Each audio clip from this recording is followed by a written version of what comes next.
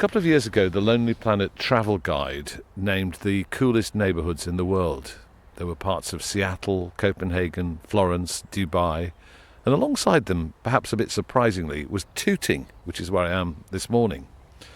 Tooting, according to the guide, has become an uber-cool neighbourhood without losing any of its gritty charm.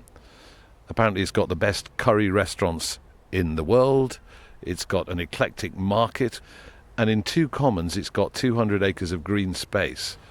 So if the uber-cool lot are heading for Tooting, folk on foot needs to be behind them.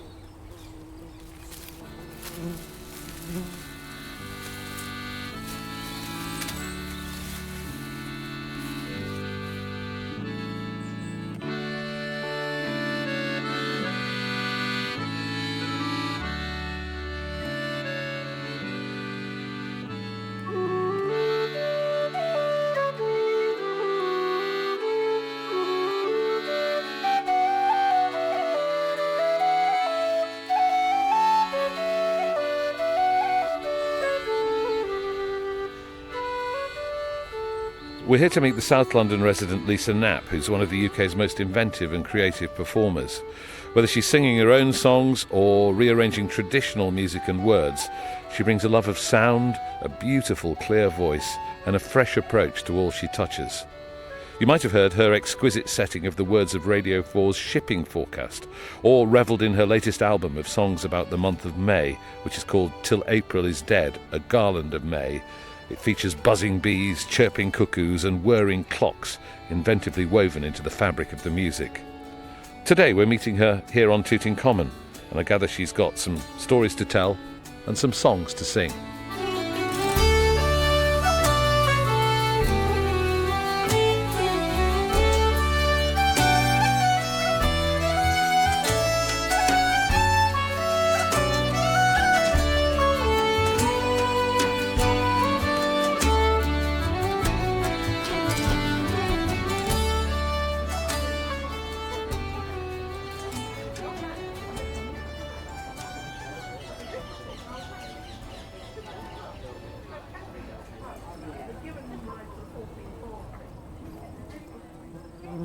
I think that's her over there, is it? Put my headphones on so as to indicate the recording of sound.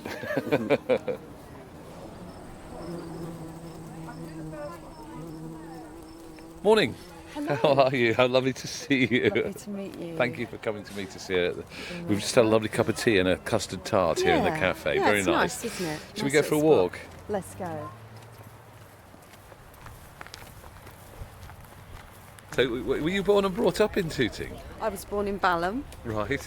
gateway to the south. That's Peter Sellers. As it's known. Is that what? Did Peter he say Sellers that? sketch, yeah. There's a whole Peter Sellers sketch from the 50s where he goes, Yeah. Balham, gateway to the south. That's it. So I was born in there, born at Balham. But yes, we lived for a while in Tooting Bec, sort of further up that way.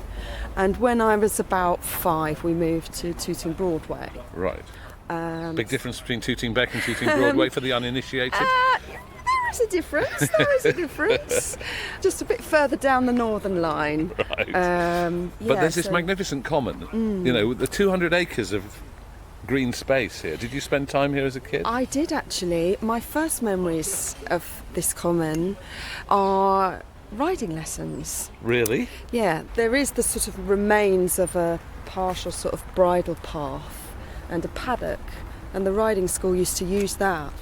But I then, in my teens, was always, every weekend, to be found at a local city farm in Mitcham, which is again a bit further down towards Sheep, towards that Surrey. sort of thing? Sheep, there goats. were sheep, goats, there were cows, rabbits, chickens, pond, and there was a riding school. So Right. we were sort of doing, horses and. And was there any stuff like music that. in your life when you were a kid? Yes, my mum's family are all very musical. Although they sort of mostly taught themselves by ear, they did sort of play, and they still do. The remaining members play a boogie woogie and piano, and and it was that would happen a lot at Christmas. And I suppose one of the things about growing up in an area like Tooting is that you take little interest in the history and culture of the place until much later in your life. Well, you know, it really struck me when you invited me to do this programme how little I actually know and how little actually we're taught about local areas in London. You know, we know a lot of history in London, you know, particularly sort of around royalty and big sort of political events and stuff like that, obviously in the Thames.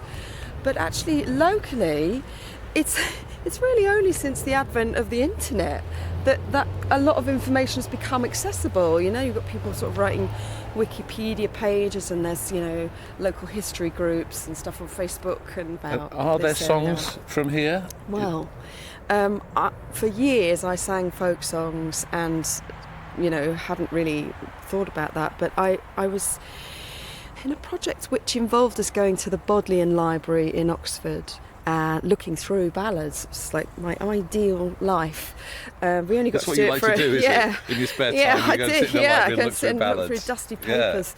And I came across this ballad called The Tooting Tragedy.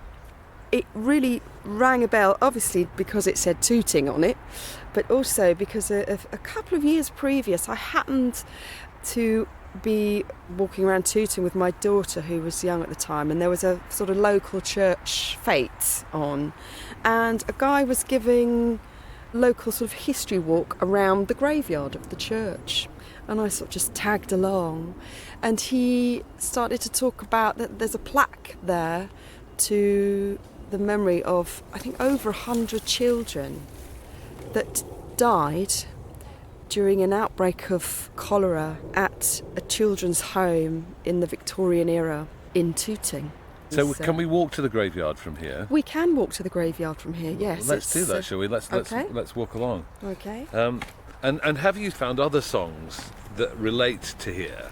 Well, I've certainly been looking. I mean, the very first song I ever found that mentioned a place that I was personally familiar with is the Lavender song. The Lavender song is a street cry that was sung by people that sold lavender. And the song I found was in a massive book by a man called Peter Kennedy, who was quite a figure in folk song and folk collecting in the 20th century, mid-20th century. And there's this beautiful book. I was just strumming through it and just found this lavender song, and it says, our lavender's fresh from Mitcham. Oh. And we're round once a day. And so, as I just said, I spent a lot of time in Mitcham at the city farm and horse riding and stuff like that. So this song was based on the cries of the sellers of the lavender. It was. Who would sell it on the street, presumably. They would sell it on the street at Covent Garden, markets in London. And this particular one, it's quite elaborate compared to some of them that are just, one-liners about fish or, strawberries or whatever. So it's quite elaborate. So I think it's probably someone, quite musical, just sitting on the stool, just getting a little bit bored of it, just making up this song and, really enjoying the song of it rather than just trying to flog the lavender. I don't know how much lavender they maybe sold, but... Would you sing it for us? I will sing it for you, yes. Oh, squirrel going under the tree. It's rather early for me to sing, I will Yeah, say. it's quite early in the morning, isn't it? Yeah, for a singer.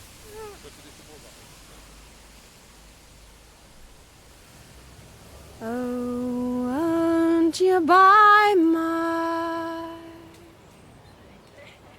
sweet blooming lavender?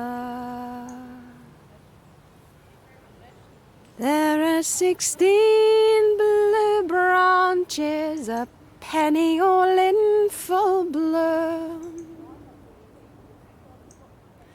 You buy 'em once, you'll buy 'em twice. They make your clothes smell sweet and nice. Come, all you young ladies, and make no delay. Our lavender's fresh from Mitcham, and we're round once a day. Well, some are big and some are small. Please take 'em in and show 'em all. It was early. It was early this morning when the dew was a-falling. I carried my sweet lavender from the valleys all in full bloom. Now is the time to scent your clothes and pocket handkerchiefs, and to keep those moths away. Oh, won't you buy my sweet blooming lavender? There are 16 blue branches, a penny all in full bloom.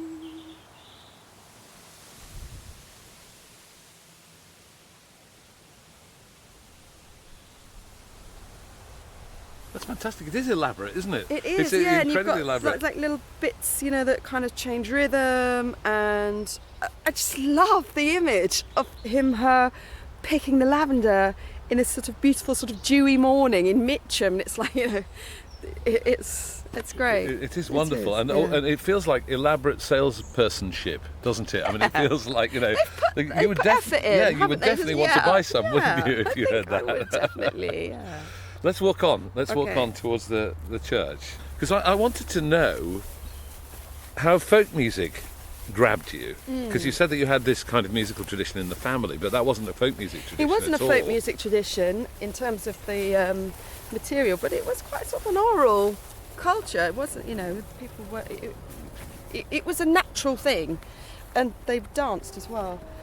So there was a sort of singing tradition, and there was a kind of teaching you songs tradition. Yeah, I mean, also, I was incredibly lucky in the 70s to be at school when music wasn't considered something that only, people that had the money can do. We had free music lessons. We were sort of rounded up. We were just asked, do we want to play an instrument?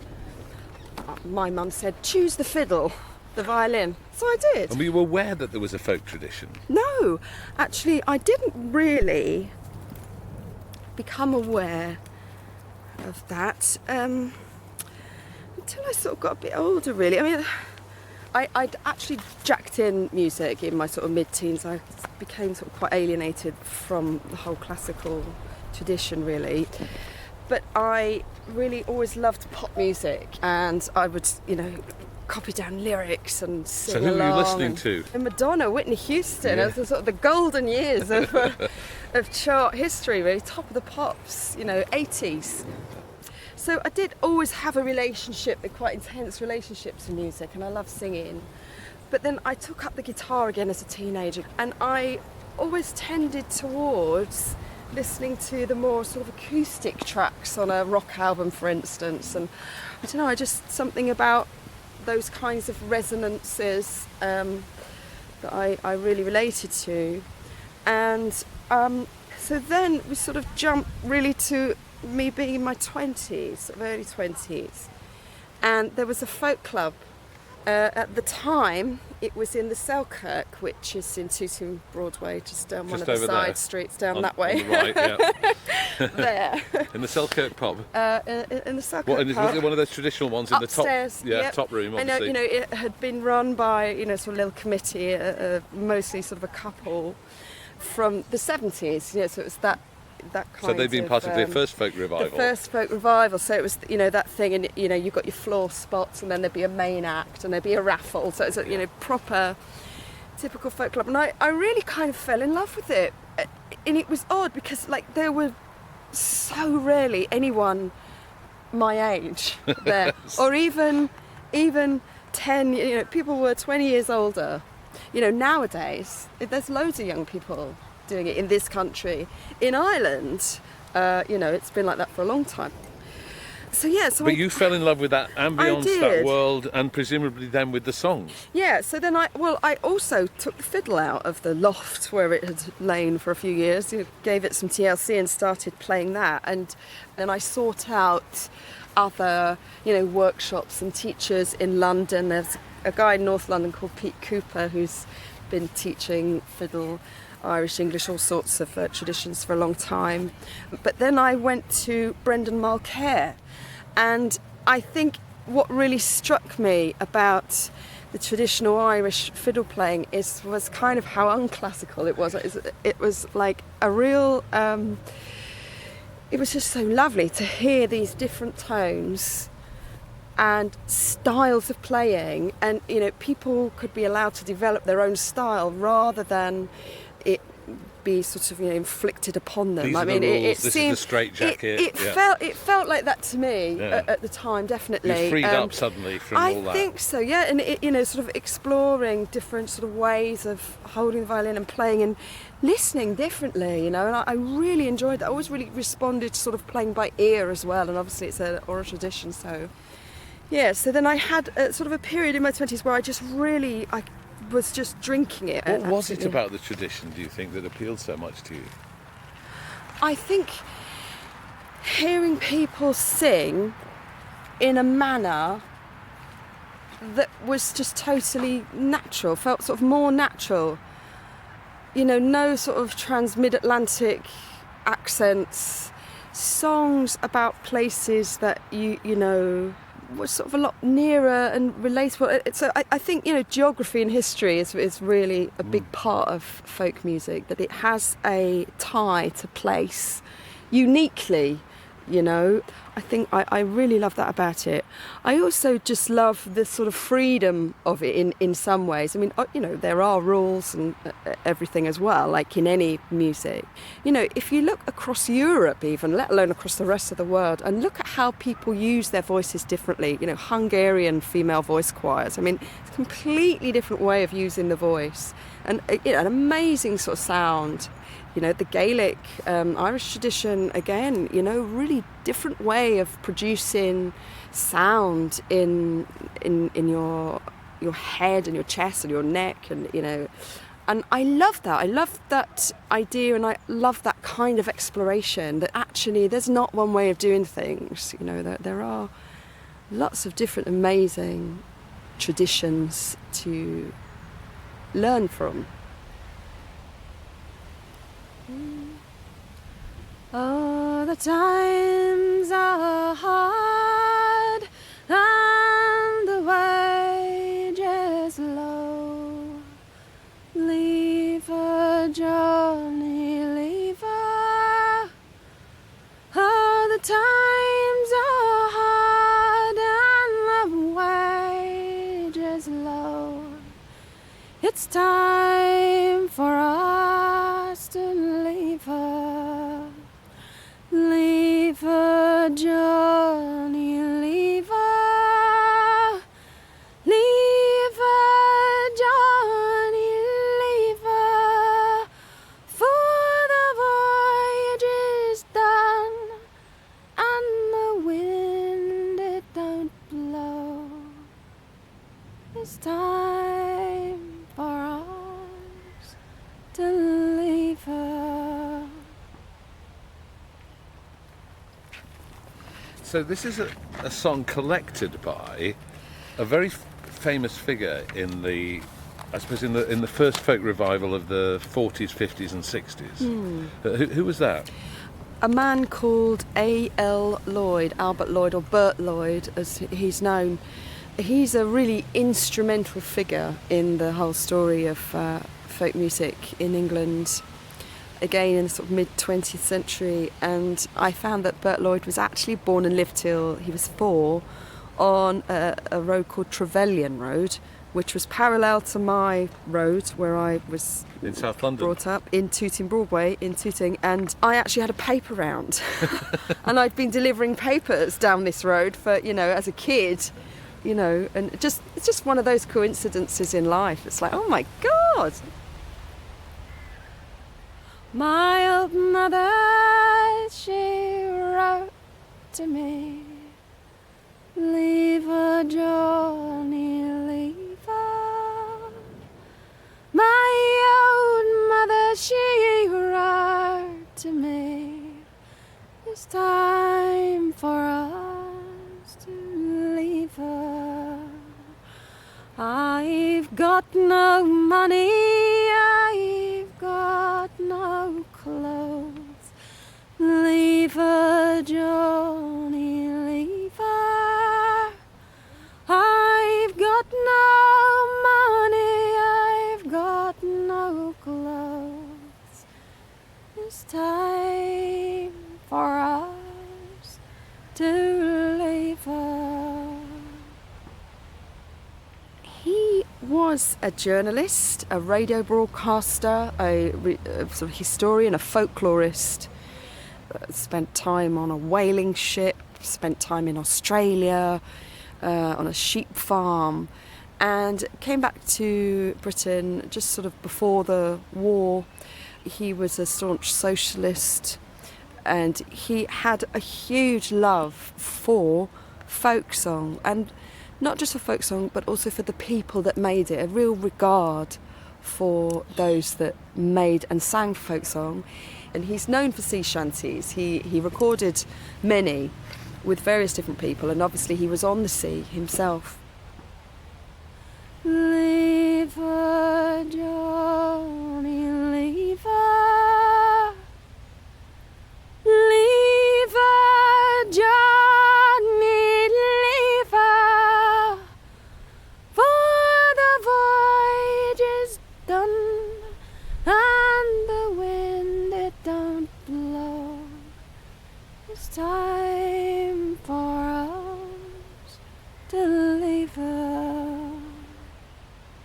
He was quite involved with the EFDSS, English Folk Dance and Song Society. I think he had strong views there, didn't he? He had strong views about the prettification of folk music, and yes, he wanted to revolt against that. He did, and he also was quite instrumental, I think, at the time in trying to change attitudes within sort of, the BBC at that point about the correctness of singing, and that actually in these different traditions, people have different ways of doing things, and that's part of what's beautiful about it.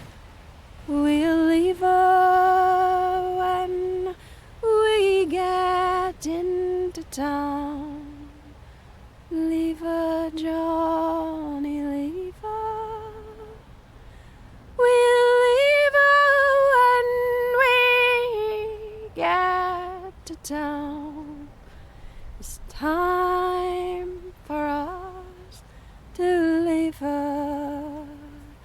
Leave her, Johnny, leave her. Leave her, Johnny, leave her.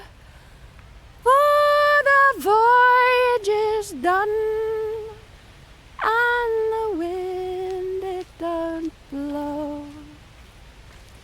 And it's time for us to leave her.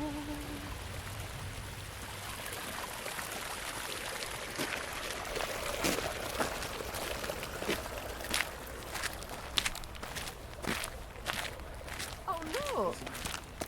You have to get a picture of that. What is that? Tortoise. There's a tortoise on a log here, isn't there? It's a tortoise. Well, I've never seen a tortoise in here, so That's extraordinary. yeah. I think it's a terrapin, isn't it? Do you think it's I don't it's think amphibious in some way? Is it be. tortoise or tortoise? Because it's out there in the it's not actually on land here. It's on a log Yeah. in the middle of the water, Wow.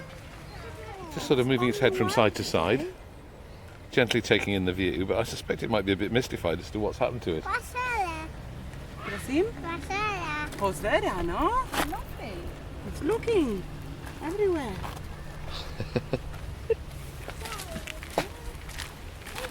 That is bizarre. I've never ever seen in all my years a tortoise, a terrapin in Tooting Tragedy, and there we go.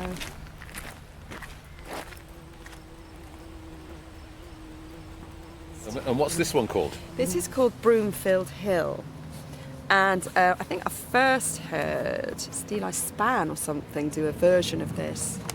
But it's a wonderful story. And it's very, you look at these trees and the little secluded places and the darkness. I mean, just even looking in there, this is a common, and it's not got huge woodlands, but just, the darkness in there. Is it? Yeah, you can see it's like, so in times when a lot more of the, area was like that, these kinds of songs, I think, I think we should creep really into a dark place to sing it. Yes, why don't we do that? Yeah, hey, let's- a bit of atmosphere. It might be a bit quieter if a little Nettily, there's a fence in that one. There's actually quite a nice little spot here where you sort of go in under some trees, and there's a circle. It feels quite magical actually if we find the right spot, just in under here. It's something going on here, branches, isn't aren't it? they? Yeah. Here, these They've are got oak bird trees, I think. boxes. Yes. And Yeah. branches are just spreading out horizontally, Yeah. creating a canopy over where we're standing. Yeah. This be a good place to really sing it? nice. Yeah, let's do it here, shall we? So it's a song about a wealthy man who challenges a young, not very wealthy maid to go to the Green Woods, and he says, "I bet you £500 that you won't come out there with your maidenhead." And she says, "All right, you're on." And little does he know that she casts some sort of spell, and it just makes him sleep. And she then, jiggles a few things about on his person to let him know that she's been there. And then he wakes up, in a real rage, but she's come out on top with the money, and it's all good. So Excellent. it's women often don't come off that well in folk song. This is, an instance where she certainly woman's in charge. She certainly had the upper hand on this tale. Yeah.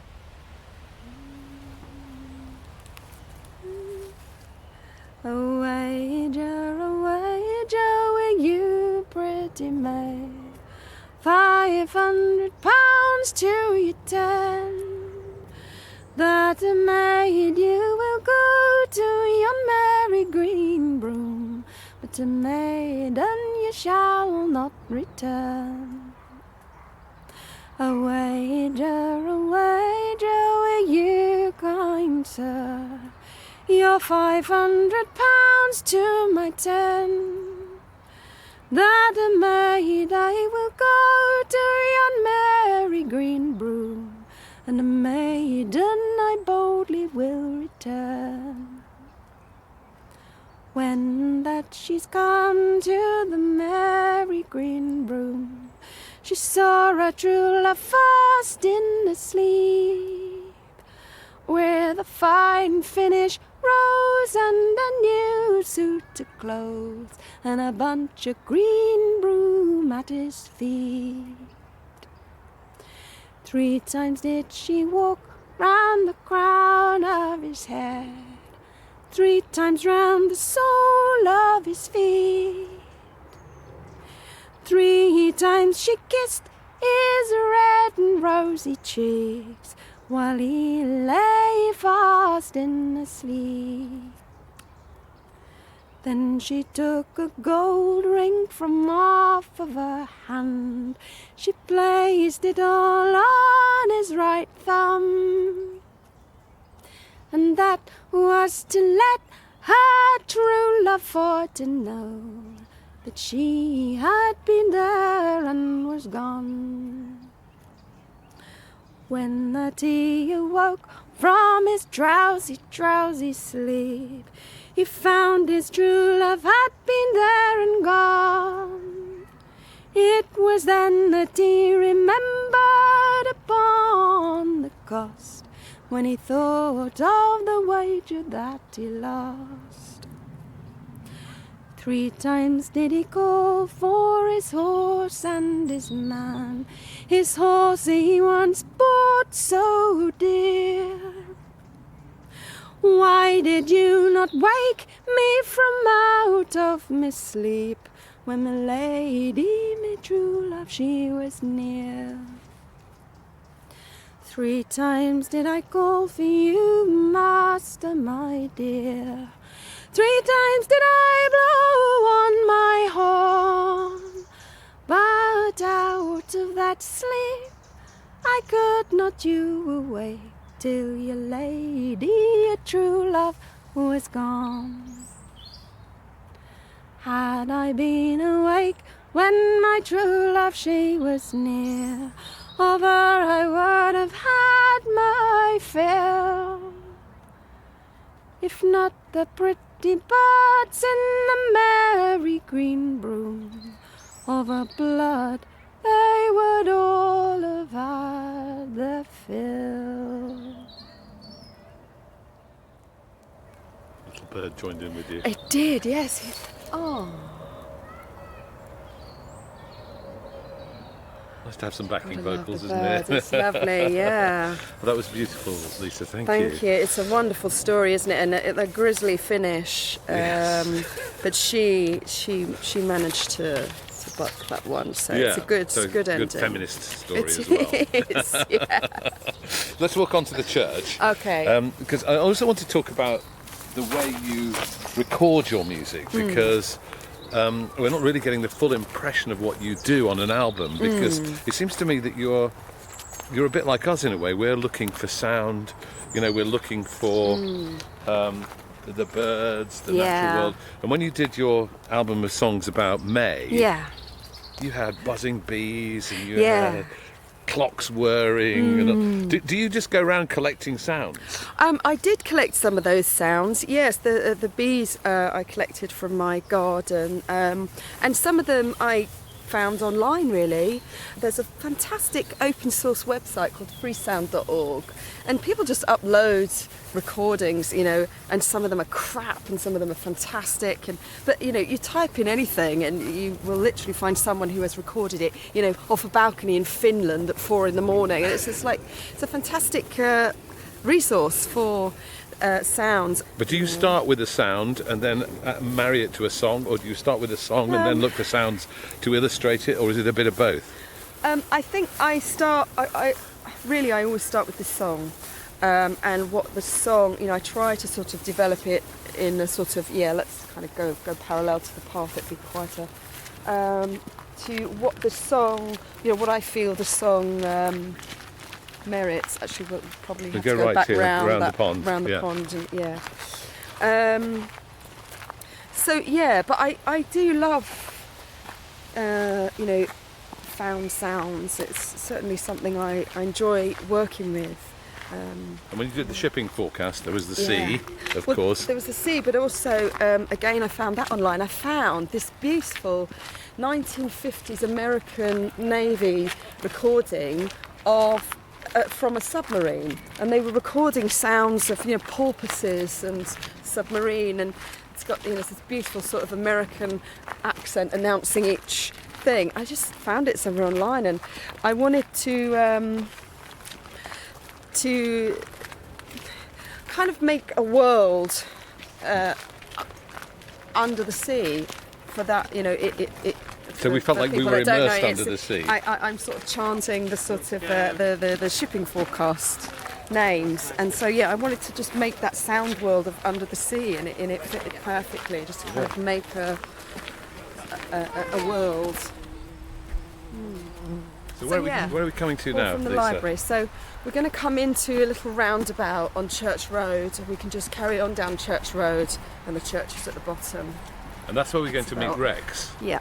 Tell me about Rex. He's somebody who knows a lot about the local Rex history. is a local councillor, he's a local historian, and he has lived in Tooting for a number of years.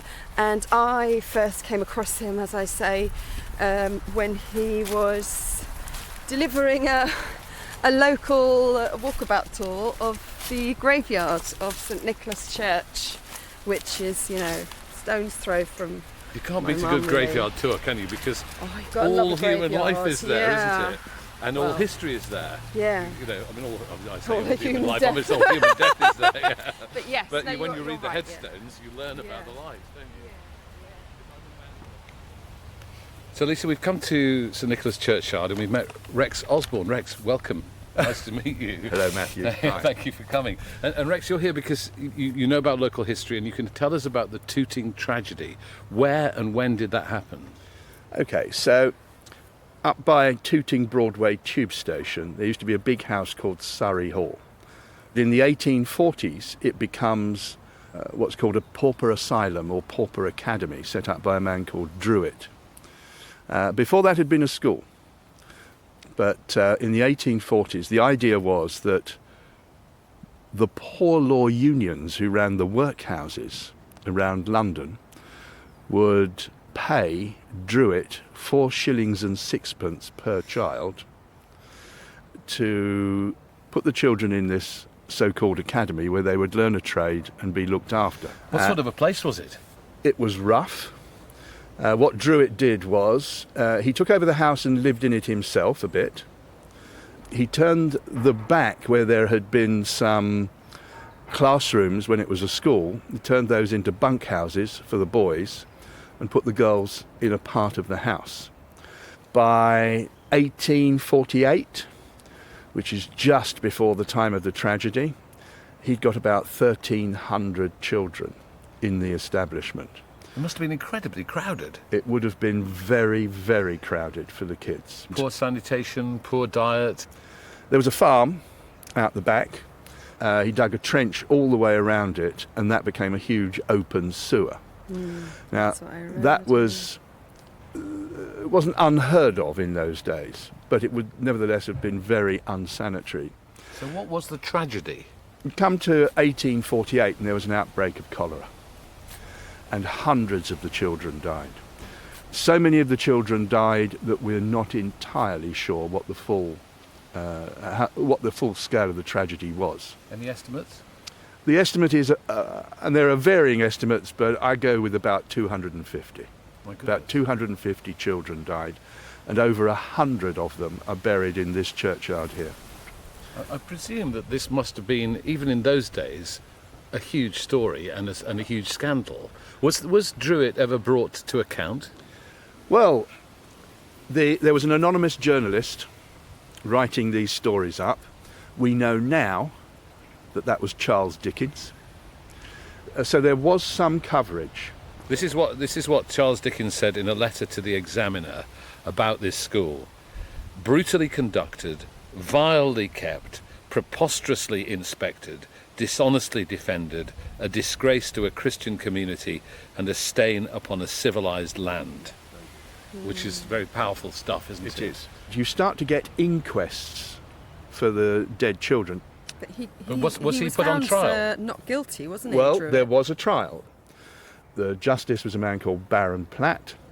You can read the court case. It was at the Old Bailey. You can read it on the internet. And if you read through the passages of the court case, you can see that Platt is very sympathetic towards Druitt. And in the end, he directed the jury to find Druitt not guilty, and Druitt got off. It's an incredible story. It's horrendous. You can't really listen to that without just feeling terribly sad for such a thing to have happened. And I just thought how strange that nobody knows about this, apart from the local historian. But I was quite astonished that I'd probably walked past this place millions of times and didn't know about such a huge story and such a sad story. And then a couple of years later, I was in the Bodleian Library researching ballads for another project, leafing through these wonderful collections of original printed sheets, and I came across this Tooting Tragedy.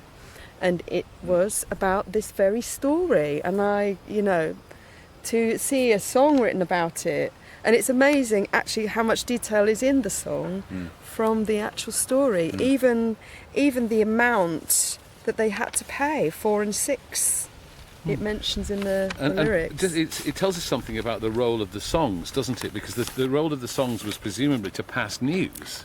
That is one of the major roles of these songs at that point. And there seems to be a tradition of writing songs about real events and singing them in that era, and they'd sell them sort of for penny sheets, and someone would go along, outside a market or,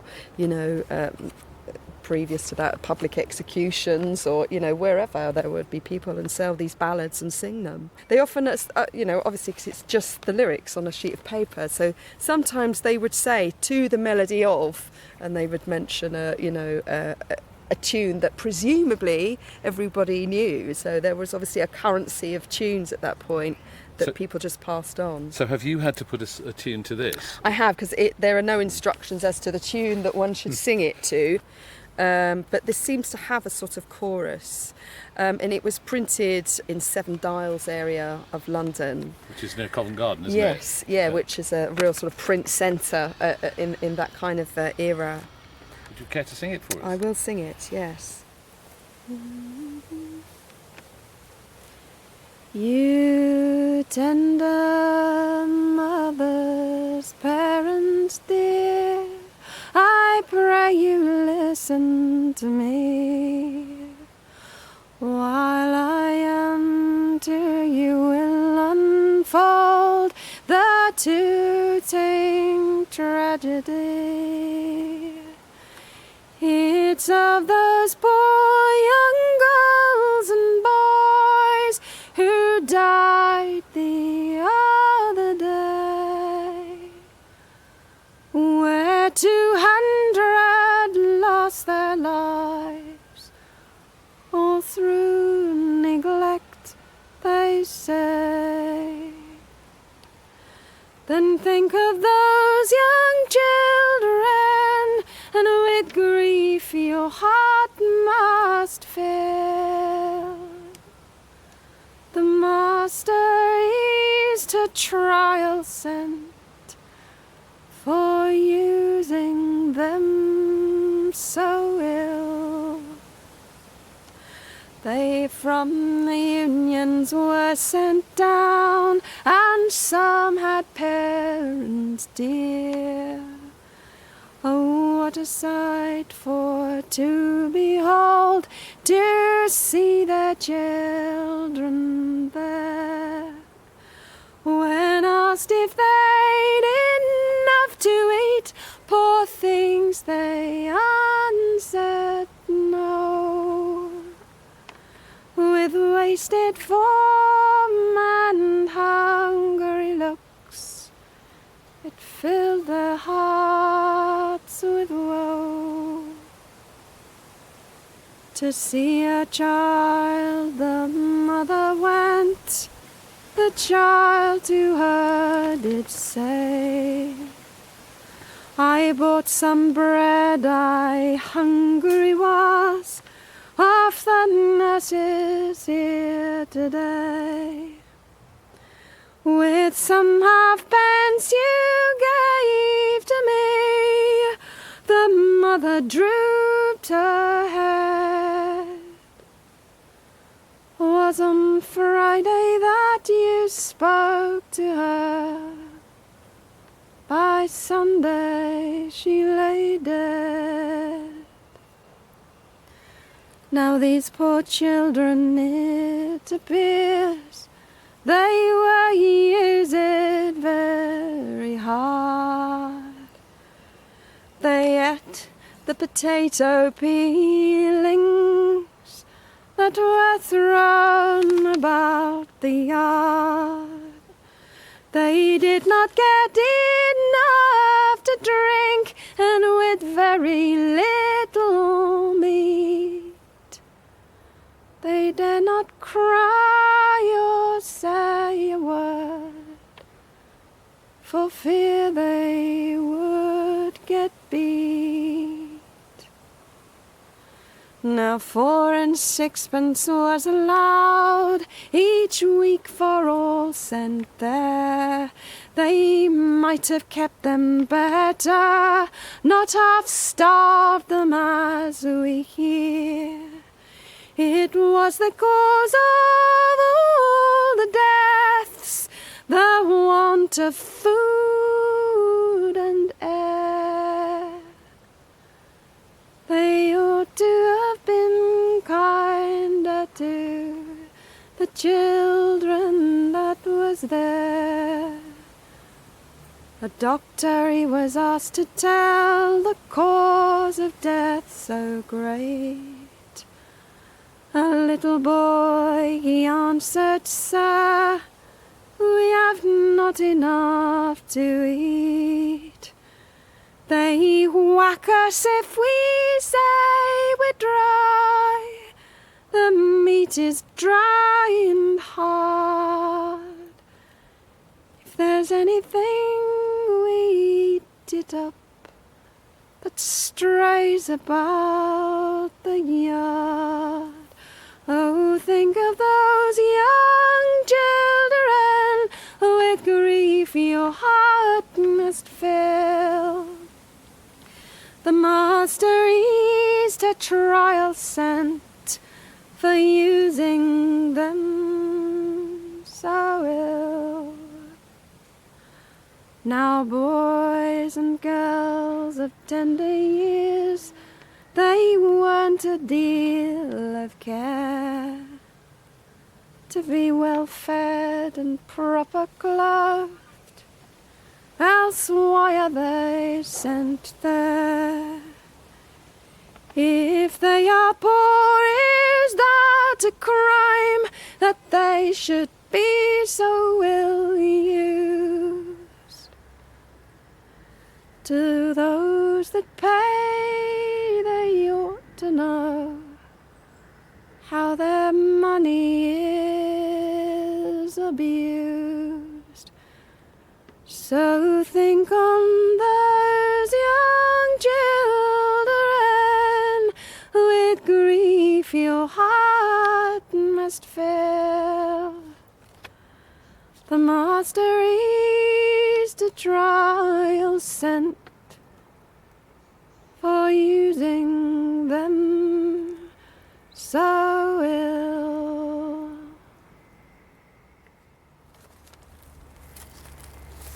I must say it's incredibly poignant to hear you sing that song here in the graveyard where 100 of those children are buried. Does it make you feel emotional? It does. I could start crying quite easily now. Yeah, it does. But you know, in a way, these kinds, you sing it for them, and it's, you try and make it not happen again. They're not forgotten. Children are so vulnerable, and we hear this story sadly repeated throughout history and now. When we look at situations throughout the world. So yeah, it is important to tell their story and to, really realise the horror of putting profits over the care of human beings. So it's yeah, very interesting to hear the song too, because the song is very clearly from a point of view of disapproval. It's a call to action, isn't it? It's just saying, this is wrong. This is wrong. This is a scandal, yeah. and this man should be sent to trial. Absolutely. So it's a campaigning song in that sense. Yeah, it really is. It's a powerful example of what you do by exhuming these songs, by giving them a new and fresh life. You remember the people who they were originally written about. Absolutely. I mean, that's what I love about folk music, and it's bigger than us as well. People who haven't been born yet will sing these songs, and it's just, it as you say, really evocative and really poignant, and has relevance. People are always saying, "Oh, is folk music still relevant?" Of course it is. It's just telling human stories, and this is a real human story. So yeah. Lisa, it's been wonderful to walk with you. Thank you very much indeed. indeed. Thank you so much. Thank you.